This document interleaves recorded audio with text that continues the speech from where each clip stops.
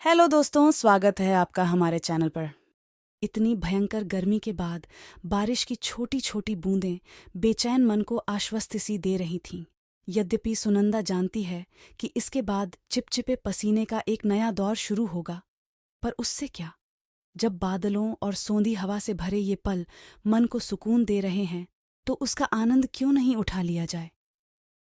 तो क्या यही सिर्फ आज में जीने की आदत ने सुनंदा को कुछ यूं कि समय रेत की तरह उंगलियों के बीच से निकल गया। वो लाड दुलार भरा बचपन, स्कूल, कायन लेज के अलमस्त दिन और बहुत कुछ बनने के वे ढेर सारे सपने। इंजीनियरिंग करके नासा में नौकरी भी करनी थी, भरतनाट्यम का पूर्ण प्रशिक्षण भी लेना था, छुट्टी में ड्रेस डिज़ाइन भी सीखनी थी और जाने कितने रोमांचक स्पोर्ट्स भी सीखने थे। मानो सामने एक असीमित आकाश हो और उसको मुट्ठी में बंद कर लेने की क्षमता भी। पर ऐसा क्यों हुआ धूमकेतु की तरह उतर अश्विन सर ने अचानक उसकी दुनिया ही बदल दी। बहुत कम दिनों के लिए काय नॉलेज में आए थे वह। शायद मैथ्स के सर ने किसी मजबूरी में लंबी छुट्टी ली थी और काय नॉलेज ने अश्विन सर को अस्थायी तौर पर बुला लिया था। सुनंदा ने उनको देखा तो देखती ही रह गई थी। बिल्कुल फिल्मी हीरो जैसा ऊंचा कद, चौड़ा सीना और स्टाइलिश रहन सहन। पता ही नहीं चला कब उसका मन उनके घुंघराले बालों के पेंचों में उलझ गया। उसकी आंखों में अपने प्रति उभरे आकर्षण को पढ़ने में अश्विन सर ने कोई गलती नहीं की थी। बीच बीच में वह उसकी तरफ देखकर मुस्कुरा देते तो वह धन्य हो जाती। इस लगाव ने उसके समूचे व्यक्तित्व को ही बदल कर रख दिया था कि खिलंदड़ी सुनंदा चुप सी हो गई। इंजीनियरिंग और भरतनाट्यम की जगह अपनी खूबसूरती को संभालने, नए नए फैशनेबल कपड़े की जानकारी और लक तक जीवन शैली ने ले ली। अश्विन का काय नॉलेज आना तो जल्दी ही बंद हो गया था, पर उन लोगों का मिलना जुलना चलता रहा। भैया को अश्विन बिल्कुल पसंद नहीं आए थे। सुनंदा की जिद पर पापा उनके यहाँ रिश्ता लेकर गए, पर वो तो कोई बात आगे बढ़ाने के बजाय नाखुश ही होकर लौट आए। उन्हें न उस घर का रहन सहन पसंद आया था, न स्तर ही, और उस पर से उनके पिता ने अपने बेरोजगार बेटे के लिए लंबा चौड़ा दहेज मांगकर ताबूत में आखिरी कील ही जड़ दी थी। यूं लाडली बेटी को कुछ भी देने में पापा को कोई परेशानी नहीं थी, पर कोई सिर्फ दहेज की ही बात कर रहा हो तो वह तो सही आदमी नहीं हो सकता ना। पापा ने उसे पास बिठाकर बड़े प्यार से समझाया था, बेमन से ही सही। सुनंदा ने उनकी बात मान भी ली और अश्विन की रट लगानी भी छोड़ दी। पर उसकी समझ में एक बात बिल्कुल नहीं आई कि इस घटना के बाद उसके घर के लोगों को उसकी शादी करने की ऐसी क्या जल्दी पड़ गई कि रतन जैसे लड़के को उसके लिए पसंद कर लाए। चेहरे में ऐसा कुछ नहीं कि दोबारा उस पर नजर डालने का भी मन करे, और न बातचीत का ही कोई स्टाइल, और उधर मम्मी पापा भैया सब उस पर लट्टू ही हुए जा रहे थे। अगर बड़े सरकारी अफसर थे तो जरा रोबदार ही दिखते। ये भी कोई बात हुई कि पुरानी सी गाड़ी अपने के चलाकर चले आए।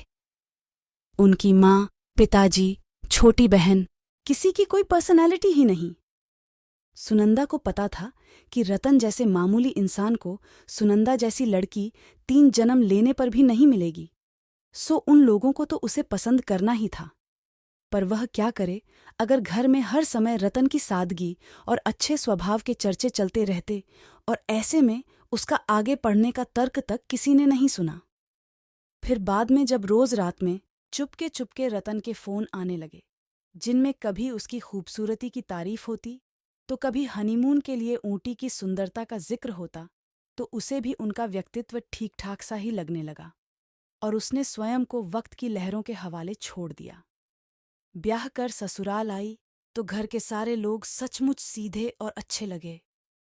सास ने अपनी नन्ही सी दिखने वाली 19 वर्षीय बहू पर ज्यादा जिम्मेदारियां छोड़ना उचित नहीं समझा, और रतन दिन भर घर के बाहर ही रहते थे, अतः सुनंदा के पास अपने लिए ढेर सारा समय होता था। शादी को लगभग साल भर बीत चुका होगा जब बाजार में यूं ही अश्विन सर से भेंट हो गई थी। हालचाल पूछते उन्होंने उसका मोबाइल नंबर ले लिया और रोज फोन करने लगे थे। अब जाकर सुनंदा को पता चला था कि गलती तो खुद उसके पापा की ही थी। जिन्होंने भैया की बातों में आकर दो प्रेम करने वालों को अलग कर दिया। अब क्या करे सुनंदा? अब तो वह चक्रव्यूह में फंस चुकी है। अश्विन जैसा सुदर्शन पुरुष उसके लिए बाहें फैलाए बैठा रहा और वह रतन के साथ बांध दी गई। रतन और उससे संबंधित हर चीज में अब कमी ही कमी नजर आने लगी थी। उधर अश्विन के व्यक्तित्व का आकर्षण, उसकी बातें सिर चढ़कर बोलने लगी। फिर लगा कि भला कब तक दो नावों में पैर रखकर चलती रहेगी, तो कोई कठोर निर्णय तो उसे लेना ही पड़ेगा। फिर ऊहापोह के उस दौर में लिए गए अपने फैसले के तहत वह उपेक्षित रतन को बिना कुछ कहे एक दिन अश्विन के साथ उनके घर चली आई थी।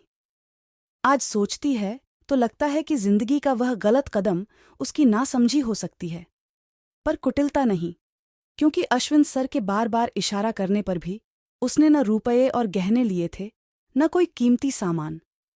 पर्स में 1,500-2,000 रुपयों के साथ वह तो कुछ ऐसे चली आई थी मानो सिनेमा हायल जाने को निकली हो।